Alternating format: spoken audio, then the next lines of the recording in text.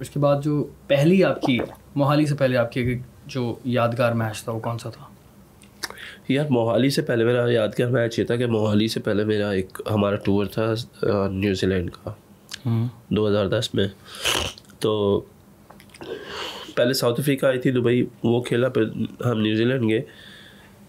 तो मुझे याद है कि न्यूजीलैंड में मैच शुएब भाई और सुहेल तनवीर थे एंड 2 बॉलर्स और थे साथ। तो मैंने बड़े आउट किए, 8 आउट कर चुका था 3 मैचों में। तो मुझे बाहर बैठा दिया और रज़ी भाई भी थे उस वक्त, गुली भाई भी थे उस वक्त। तो मुझे फिर उन्होंने बाहर बैठा दिया, हम सीरीज़ जीत गए थे। तो मैं हाईएस्ट विकेट टेकर था उस सीरीज़ में और मिसबा भाई हाईएस्ट रन कटे थे, दोनों आखिरी मैच ऑकलैंड में बाहर बैठ गए। तो उसके बाद जब हम वर्ल्ड कप खेलने गए, क्योंकि हम एशियन कंडीशंस में आ गए, तो फिर उन्होंने कॉम्बो बना दिया शुएब भाई का, शायद भाई ने शुएब भाई का, गुली भाई का और अब्दुल रज़ाक का। तो मेरी जगह ही ना बनी बीच में। तो मैं बड़ा अपसेट हुआ एज ए प्लेयर के यार मैं परफॉर्म करके आ रहा हूँ और आप लोगों ने मुझे बाहर बैठा दिया है, ये वो ऐसे वैसे करके। तो वो एक यादगार टूर था 2, उसमें अच्छी परफॉर्मेंसेस थी, क्योंकि तब मेरा कमबैक हुआ था 2010 में दोबारा से। 2008 में 6 महीने के बाद फिर 2010 में कमबैक हुआ और फिर वो 11वां महीना ही था जब न्यूजीलैंड से हम निकले। तो वो एक यादगार टूर था जिसमें हम न्यूजीलैंड से सीरीज़ जीत के वहाँ से आए थे और फिर वर्ल्ड कप के लिए आया। और उसके बाद फिर मैं सीधा डायरेक्ट एक जिम्बाब्वे के खिलाफ, एक क्वार्टर फाइनल वेस्ट इंडीज़ के खिलाफ और फिर सेमीफाइनल इंडिया के खिलाफ खेला। सेमीफाइनल वाला जो मैच था वो उसके अंदर सुबह टीम अनाउंस हुई थी शायद, और उसके अंदर वहाब रियाज का नाम था एंड हमारे एक्सप्रेस पिंडी एक्सप्रेस जो थे उनकी जगह आप थे। वो प्रेशर कि मुझे उस लेवल का परफॉर्म करना है, हाउ वाज दैट फीलिंग?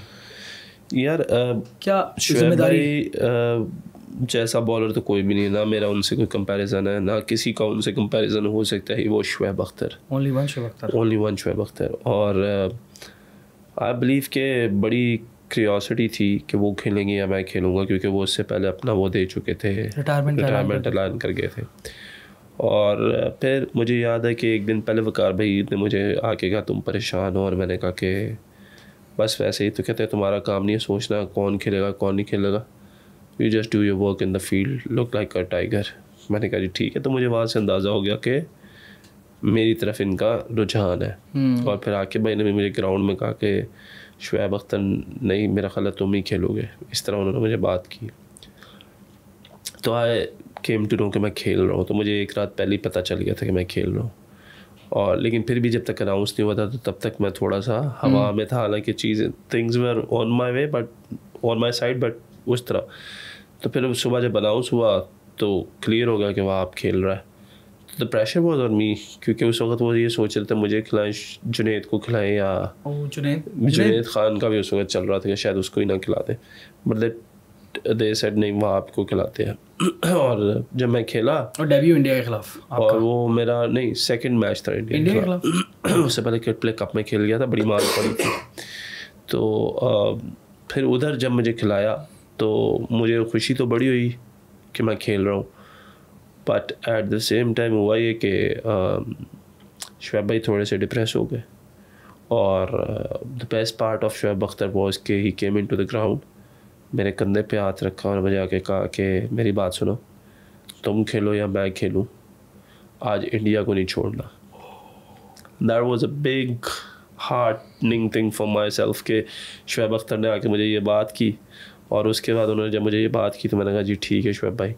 और आई लव शुएब अख्तर। और फिर उसके बाद जब मैच शुरू हुआ तो इंडिया का क्राउड मैंने देखा हुआ ही नहीं था कैसा होता। जब इंडिया का मैंने क्राउड देखा तो मुझे तो समझ ही ना आए क्या डिफरेंस था भाई? डिफरेंस वॉज के सिंगल भी हो रही है ना तो इतना शोर है कि आपको एक दूसरे की आवाज़ नहीं आएगी, ऐसा लग रहा है हैट्रिक हो गई है। और अगर आउट कर लिया ना आपने तो आप समझ लेगा अगर स्टेडियम में 10,000 15,000 बंदा बैठा है ना तो उसकी कोई बंदा नहीं बैठा स्टेडियम। पिन ड्रॉप साइलेंस, वो उसी तरह प्रेशर है, दैट इज़ द प्रेशर।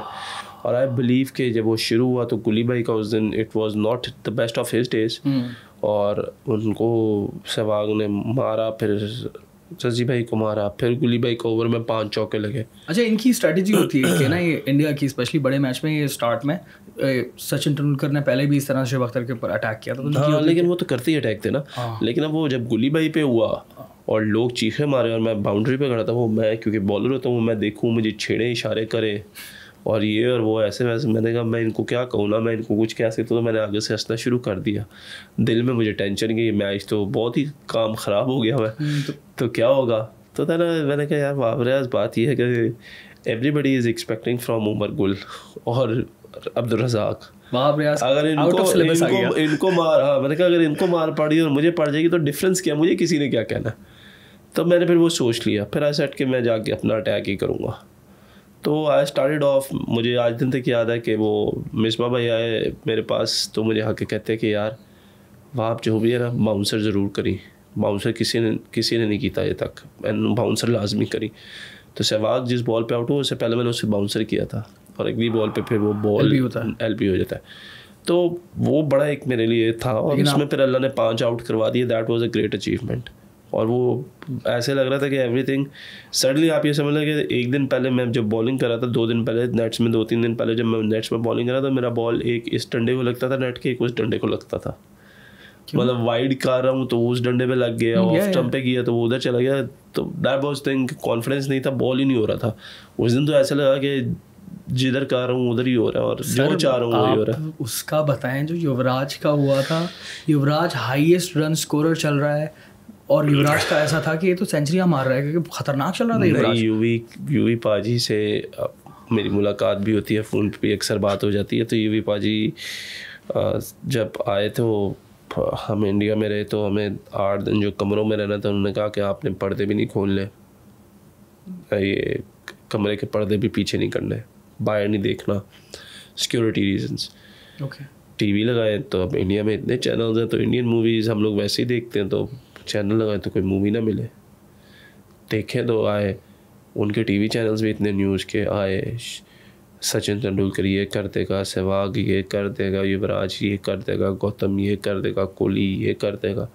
ऐसे लगता था, वो सुन के देख के ना डिप्रेशन होता था कि हमने क्या करना, अगर सब कुछ इन्होंने नहीं करना तो हमने क्या करना, वो नहीं समझ आ रही।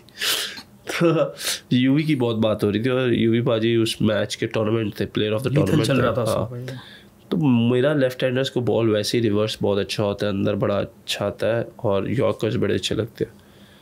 तो मैंने कहा यार अब्दुर्रहमान को, मैंने कहा रहमान भाई ये अगर पहला बॉल आते साथ मेरा खेला ना, किसकी विकेट के बाद? युवराज का। इससे पहले किसकी विकेट थी? वो कोहली को आउट किया, कोहली कितना जो पॉइंट पे हुआ था, पॉइंट पे उमर ने कैच किया था। तो मैंने वैसे ही अब्दुर्रहमान भाई को कहा, मैं रहमान भाई अगर ये मेरे सामने आ गया ना और ये अपना वेरी फर्स्ट बॉल मेरे खिलाफ खेला तो मैंने इसके डंडे कर देने। मैंने उनको ये कहा। फिर जब वो आया ना, जब कोहली आउट हुआ, यूवी आया, तो शायद भाई आए, क्या करेगा। मैंने कहा शायद भाई यॉर्कर पहला बॉल ही है, नहीं, इसको तू जगह से बाहर कर, ये ऐसे करेगा स्लिप लग जाएगी। मिसबा भाई साथ खड़े थे, मिसबा भाई कहते हैं नहीं, शायद इनू करन दे बॉल, यॉर्कर करेगा आउट कर जाएगा, मैनू पक्का यकीन है। तो जे ना होया तो ज़्यादा से ज़्यादा कि चौका पै जाएगा, लेकिन पहला बॉल है को यॉर्कर ही करन दो। तो मैंने कहा शायद एक चौके की बात है ना, एक चौका ही पड़ेगा, कोई फ़र्क नहीं पड़ता, तू कॉन्फिडेंट है? मैं कहा मैं हूँ, कर लेगा। मैं कहा जी मैं आपको कह रहा हूँ कर लूँगा।